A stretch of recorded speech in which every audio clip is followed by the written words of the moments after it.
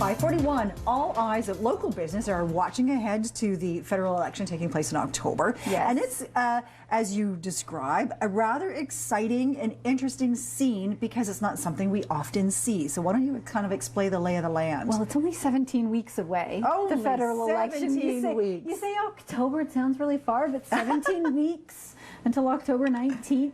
But what's really exciting is that they've changed the riding boundaries. So there have been some changes, but that means with the riding boundary changes that there's actually 3 MPs that touch into Peterborough proper or Peterborough County. So we've got Peterborough Kawartha, you have Peterborough South Northumberland, and then Haliburton Kawartha Lakes Brock. Right.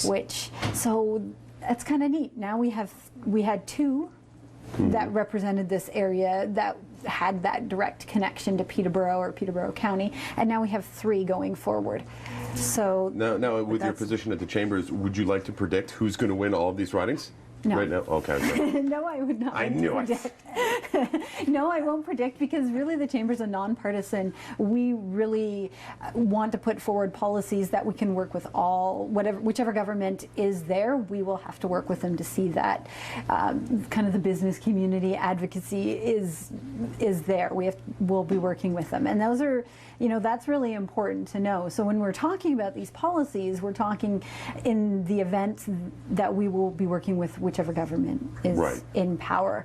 And so the biggest thing that we're looking at, and it's access to workforce, access to capital, access to innovation and technology, and all of those things really make for successful businesses, because our businesses here in Peterborough and Ontario, across the country, we're not just competing with our neighbors down the road, we're competing on an international stage. So we really need to have policies that give us that access so that we can dream as big as we want to with our businesses, and our business owners can go as big or small that they want, but be competitive at whichever level they want to be at. We've made a lot of headway with local business, the Chambers of Commerce and the Chambers of Commerce in Ontario. With this federal election, as you indicated earlier, it's 3 new faces on the playing field. And so what happens to the progress that you've made? Do you still roll through on the same agenda, or do you kind of reset based on who gets in? No, I think you roll on the same agenda from our point of view, and we're talking about things that are very common to the business community. So we'll be taking those